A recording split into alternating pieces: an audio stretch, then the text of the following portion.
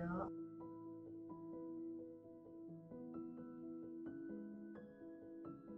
네. 그 트라우마에 노출되는 방법인 목격이라든가 또 가족한테 또 친구한테 벌어진 일을 들어서 알게 되는 것도 역시 트라우마 사건을 경험하는 어떤 경로 중에 하나이기 때문에 얼마든지 재난 트라우마를 그런 식으로 경험하실 수가 있습니다.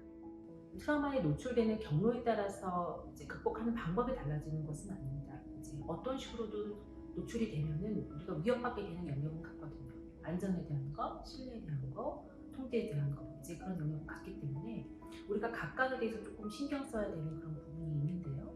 이를테면은 안전감이나 어떤 연결감을 계속 우리가 확보하기 위해서 가장 나한테 편안한 그런 사람들, 편안한 공간에서 규칙적인 생활을 함으로써 가장 안정감을 느끼는 그런 환경을 이렇게 조성하는 것이죠. 그런 것들을 한동안은 좀 유지를 한다든지, 그리고 이제 생각적인 면에서도 이 사건, 이 세상에 대한 또 이 관계에 대한 것들을 내가 어떤 식으로 받아들여야 될 것인가.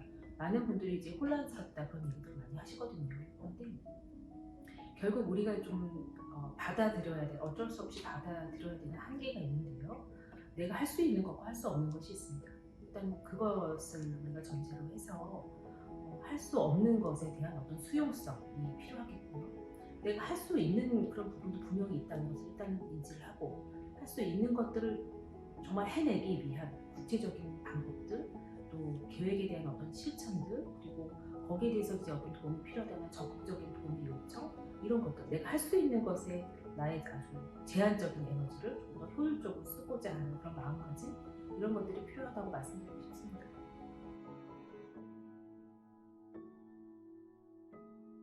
네. 트라우마에 지금 노출되는 방식을 제가 앞서서 말씀드렸는데, 이렇게 이제 SNS라든지 온라인으로 노출되는 것, 소식을 이제 뉴스를 통해서 알게 되는 것, 이거는 엄밀히 말하면 트라우마에 노출되는 방식으로 이제 인정되는 방식은 아닙니다. 근데 많은 연구들을 통해서 이렇게 온라인상으로 소식을 접하게 되는 것, 특히 어떤 자극적인 영상, 끔찍한 영상을 보게 됨으로써 받는 충격, 이것도 역시 어느 정도는 영향이 분명히 있다. 이렇게 이제 연구들이 말하고 있거든요. 그래서 우리가 이제 정의상으로 엄밀히 교과서적인 어떤 정의상으로 말하면은 그런 경우에 이거는 트라우마를 겪었다라고 말하고 있지는 않습니다만 이분들이 받는 영향은 분명히 존재한다. 이 정도로 말씀을 드릴 수 있겠습니다.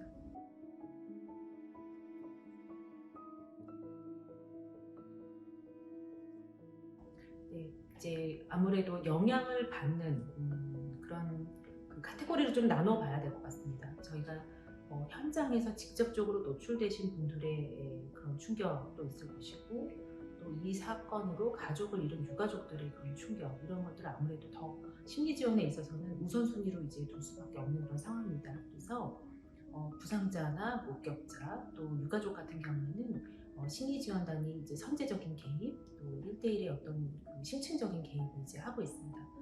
또 대응 인력들, 요즘 재난 현장에서 대응을 하면서 트라우마를 받는 그런 유형에 대해서도 굉장히 학술적으로 또 현장에서도 많은 수요와 관심이 이제 모이고 있습니다.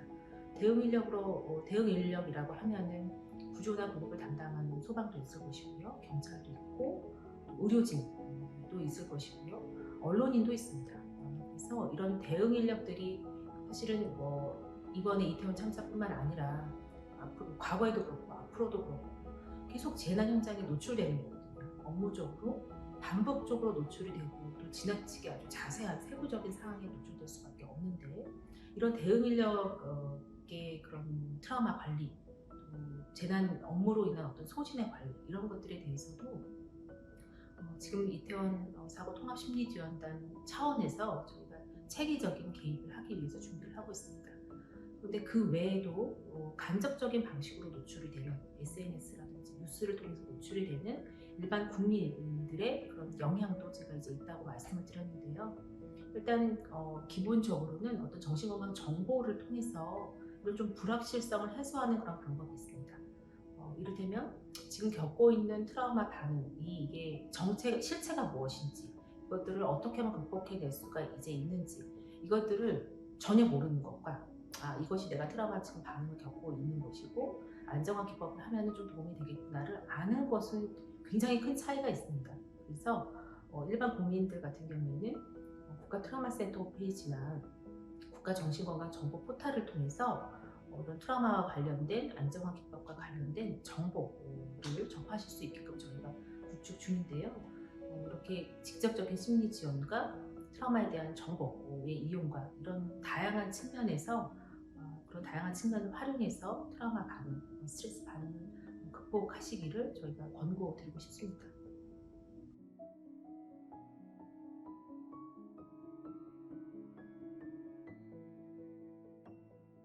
이태원 사고 통합심리지원단 안에는 전국의 시군구 260여 개의 정신건강복지센터가 함께하고 있습니다. 이제 정신건강복지센터에서 24시간 상담 한라인 1577-0199번을 운영하고 있으니 이렇게 이제 고통이 장기화돼 있으시거나 아니면 고통의 정도가 크다고 이제 판단이 될 때는 언제든지 1577-0199라는 상담 번호를 이용해 하실 수가 있겠습니다. 네, 이제 그런 말들이 있습니다. 대표적으로 피해야 될 말은 탓하는 말이죠. 어쩌다 그랬어? 거기를 왜 갔어? 라는 탓하는 말들. 그리고 어떤 선입관, 편견이 이제 개입된 말들이 있습니다. 곧 뭐 좋아지겠지. 뭐다 뜻이 있겠지. 뭐 이런 말들. 위로하고자 하는 말이지만 개인한테는 그 고유한 경험들이 좀 부정되는 그런 느낌을 줄 수가 있는 거거든요. 그리고 고통의 정도를 너무 가볍게 느끼는, 가볍게 상대방이 느끼고 있다고 이제 하는 그런 오히려 좀 고립감 이런 것들을 느끼게 하는 말일 수가 있습니다. 또 호기심 어린 말들 이런 것도 굉장히 상처가 됩니다. 그리고 하면은 좋은 말들 이런 거는 일단 환영하는 말이 있겠죠.